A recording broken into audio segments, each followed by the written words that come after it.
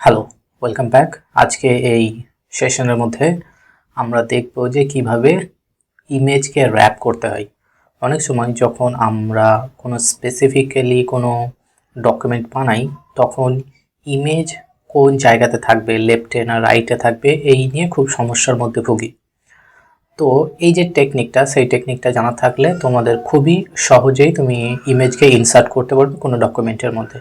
For example, এইখানে এই ডকুমেন্টের মধ্যে আমি স্মার্ট গোল সম্বন্ধে লিখছি যে 2025-এ কীভাবে স্মার্টলি প্ল্যান করবে, তার জন্য কিছু পয়েন্ট আছে। যেমন স্মার্ট বোঝাতে গিয়ে এখানে স্মার্টের এস বলতে স্পেসিফিক, এম বলতে মেজারেবল, এ বলতে অ্যাচিভেবল, আর বলতে রিলেভেন্ট অ্যান্ড টাইম বাউন্ড। এই পাঁচটা পয়েন্টকে স্পেসিফাই করছে এই ইমেজটার মাধ্যমে।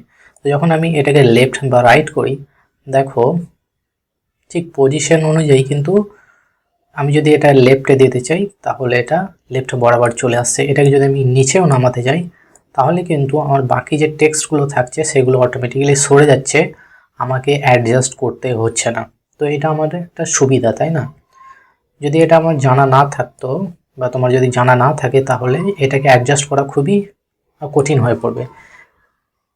তো এটা আমি কীভাবে করেছি আর কি সমস্যা যেটা হয় সেটা তো অলরেডি জানো। যে যদি ধরো আমি এই ইমেজটা ডিলিট করে দিচ্ছি, এখন এখানে যদি আমি একটা ইমেজ ইনসার্ট করতে চাই তাহলে ইমেজে যাই এবং ইনসার্ট ফ্রম ডিভাইস করি, এবং দেখো এখানে আমার একটা ইমেজ আছে ডেস্কটপের মধ্যে যেটাকে আমি ইনসার্ট করতে চাইছি।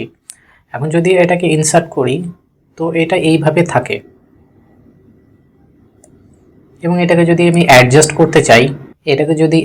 করতে চাই তাহলে আমরা ক্রপ অপশনে গিয়ে যদি তোমার এই লেখাগুলো না দরকার পড়ে তাহলে আমরা এইভাবে এটাকে ক্রপ করে নিতে পারি ইজিলি, কেবলমাত্র এই স্পেসিফিক পোর্শনটা নেওয়ার জন্য।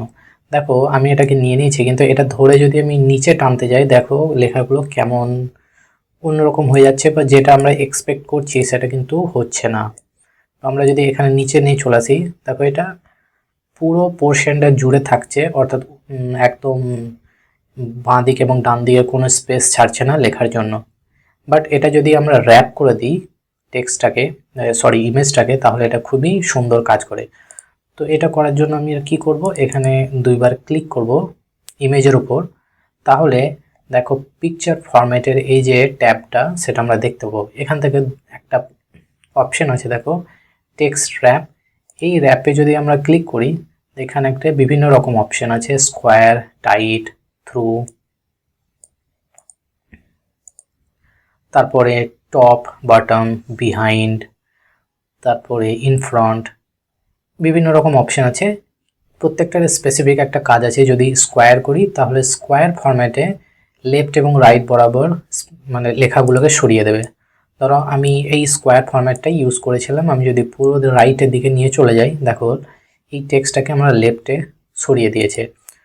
তারপরে এই যদি টাইটে দিই তাহলে টাইট দিলে রাইট এবং লেফট বরাবর যে অংশটুকু আছে খুব স্পেসিফিক্যালি জায়গাগুলো ছাড়বে এবং টাইটলি এটাকে র্যাপ করবে। যদি আমরা থ্রু করে দিই বা এর উপরে যদি আমরা বিহাইন্ড করে দিই তাহলে লেখার পিছনে চলে যাবে, ঠিক আছে। এরপর যদি ফ্রন্টে করে দিই একদম লেখার উপরে ইমেজটা চলে আসবে। তো আমাদের এই যে স্পেসিফিক পজিশনে আমরা এটাকে দিয়ে দিই, এইরকমভাবে দিয়ে দিই, অর্থাৎ স্কোয়ারে রাখি, তাহলে এই পজিশনে আমাদের লেখাটা অত্যন্ত সুন্দরভাবে শো হবে এবং আমরা খুব ইজিলি আমাদের ডকুমেন্টটা আমরা এইভাবে বানিয়ে নিতে পারবো। তো এই ছিল মোটামুটি আজকে কিভাবে আমরা টেক্সট ইমেজ র্যাপ করব এবং এটাকে কিভাবে ইউটিলাইজ করব সেটা নিয়ে আলোচনা করলাম।